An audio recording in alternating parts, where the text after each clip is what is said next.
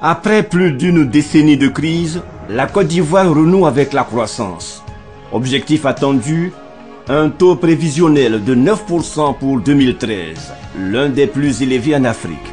La stratégie définie par le Plan national de développement pour impulser une dynamique de croissance forte, créatrice d'emplois, s'appuie sur l'investissement, l'un des leviers de la relance économique. Le rôle joué par le secteur privé dans cette optique est essentiel. En vue de soutenir ce regain de vitalité de notre économie, il apparaît indispensable d'élaborer un cadre incitatif permettant de capter le maximum d'investissements. Il est à noter que l'environnement des affaires constitue l'ensemble des facteurs d'ordre socio-économique, juridique et politique ayant une incidence sur les affaires. Le directeur général du Centre de promotion des investissements en Côte d'Ivoire, CPC, M. Essis Esmel Emmanuel, souligne la nécessité d'un environnement des affaires attractif. Le plan national de développement, qui est inspiré de la vision du chef de l'État de faire de la Côte d'Ivoire un pays émergent, établit clairement une part très importante du privé pour sa réussite. Le privé compte pour plus de 60% dans la réussite de ce plan. Le privé veut avoir un environnement des affaires sécurisé, sécurisant même, un environnement des affaires qui le rassure, un environnement des affaires qui lui permet de pouvoir planter son business. La raison pour laquelle donc, le gouvernement a fait donc, de l'amélioration de l'environnement des affaires un cheval de bataille. Ces réformes qui ont été engagées répondent à ce souci de pouvoir offrir au secteur privé, national et international qui arrive en Côte d'Ivoire, un environnement des affaires de classe internationale. Et au-delà de cela, il faut savoir qu'aujourd'hui, nos marchés sont des marchés concurrentiels. Tous les pays sont à la recherche d'investisseurs. Donc c'est celui qui offrira un environnement plus propice, plus attrayant, plus sécurisé et plus professionnel qui verra donc, je veux dire, les investisseurs affluer. Donc ces deux exigences font que le gouvernement en a fait son cheval de bataille avec le Premier ministre qui lui-même préside les travaux de ces réformes.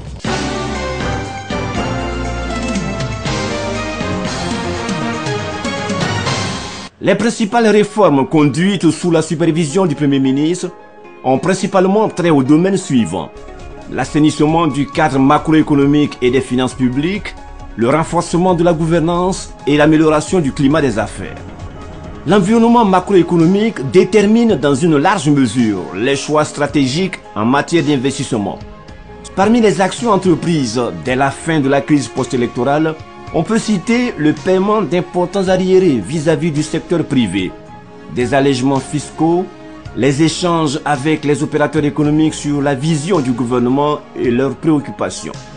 L'assainissement des finances publiques constitue le deuxième axe de la politique économique ayant une incidence directe sur le secteur privé. Dans cette perspective, le gouvernement a pris des dispositions appropriées pour éviter les dérapages budgétaires. En vue de garantir l'efficacité de la gestion des finances publiques, les autorités assurent également l'information régulière des populations, des partenaires au développement ainsi que du secteur privé. Au titre du renforcement de la gouvernance, des réformes importantes ont été mises en œuvre.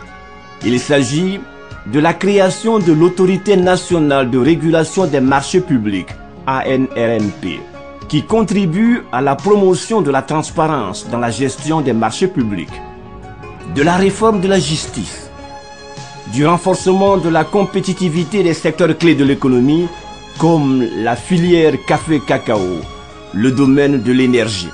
En matière d'actions spécifiques liées à l'amélioration de l'environnement des affaires, les dispositions prises pour promouvoir l'entrepreneuriat et soutenir le secteur privé portent sur de nombreux points. L'amélioration de l'environnement sécuritaire à travers notamment la création d'une unité de police pour lutter contre le racket et les tracasseries routières, ULCR. L'adoption du code de déontologie de la police nationale. Le recensement biométrique des ex-combattants démobilisés, des jeunes associés, des ex-miliciens et membres des groupes d'autodéfense et des personnes s'étant familiarisées au maniement des armes. L'amélioration de l'indice de sécurité sur l'échelle de classement des Nations Unies. À cela, il faut ajouter le renforcement de l'efficacité de l'administration publique qui s'est traduit par l'adoption d'un code de déontologie des membres du gouvernement et d'un code d'éthique et de déontologie des fonctionnaires et agents de l'État. L'amélioration de l'offre et de la qualité des infrastructures avec la mise en œuvre d'un vaste chantier de construction et de réhabilitation de routes urbaines, interurbaines et pistes villageoises. L'accroissement de l'offre d'énergie pour soutenir la demande plus importante induite par le regain de dynamisme de l'activité. L'amélioration du cadre institutionnel et opérationnel des activités économiques avec notamment un nouveau code des investissements et la création de tribunaux de commerce et le démarrage des activités de celui d'Abidjan depuis le 1er octobre 2012. Par ailleurs, des actions spécifiques en faveur du secteur privé ont été aussi menées. L'une des plus emblématiques est la création du guichet unique de l'investissement. Cette structure concentre en un seul lieu les acteurs impliqués dans la création d'entreprises afin de ramener les délais des formalités administratives à 24 heures au lieu d'une trentaine de jours précédemment.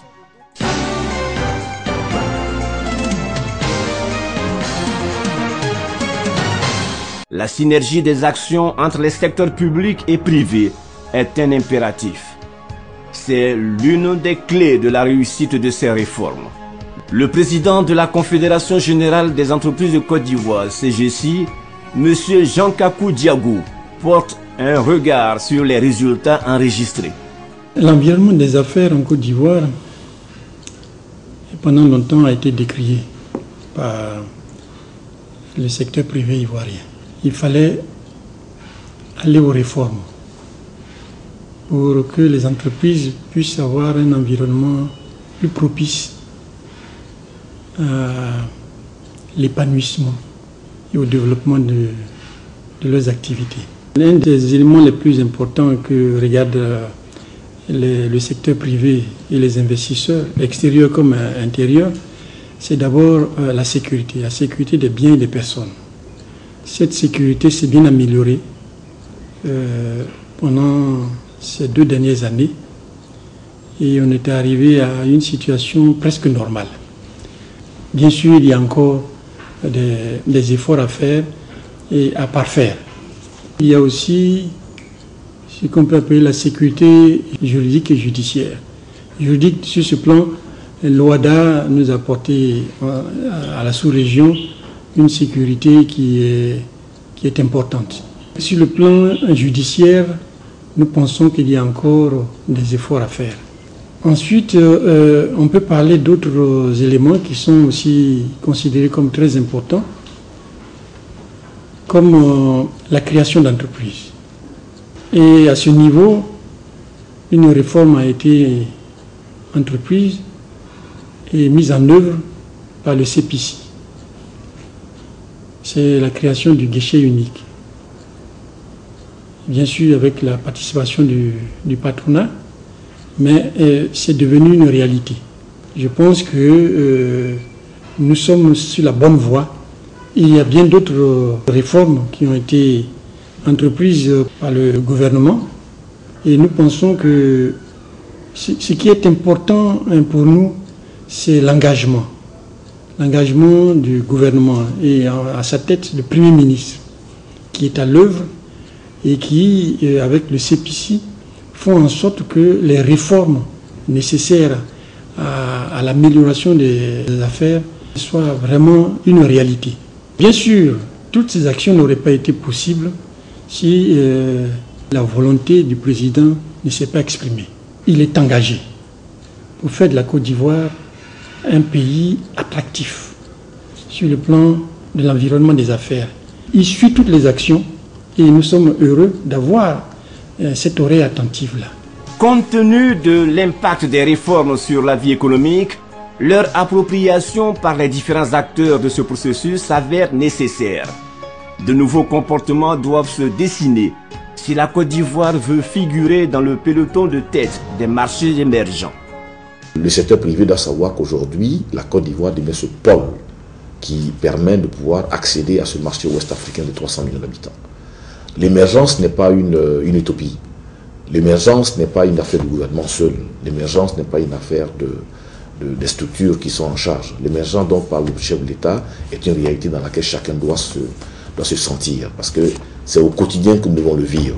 Et au quotidien, ça amène donc à pouvoir changer nos comportements, parce que l'environnement des affaires, c'est ça aussi. C'est le comportement, c'est l'attitude, c'est la mentalité, c'est la manière de gérer, c'est la manière de recevoir, c'est la manière de réagir promptement à beaucoup de choses. Donc nous aussi, nous sommes concernés par cet environnement des affaires. On doit tous y aller. Depuis peu, les nuages se dissipent et le ciel se dégage sur l'économie ivoirienne. Notre pays aspire à être un véritable pôle de développement en Afrique, capable de soutenir l'ambition d'une économie compétitive et dynamique. L'exigence d'une amélioration du climat d'affaires constituera, à n'en point douter, une opportunité réelle pour l'investissement en Côte d'Ivoire. Fer de lance de cette opération, le CPIC, porte d'entrée de la Côte d'Ivoire économique.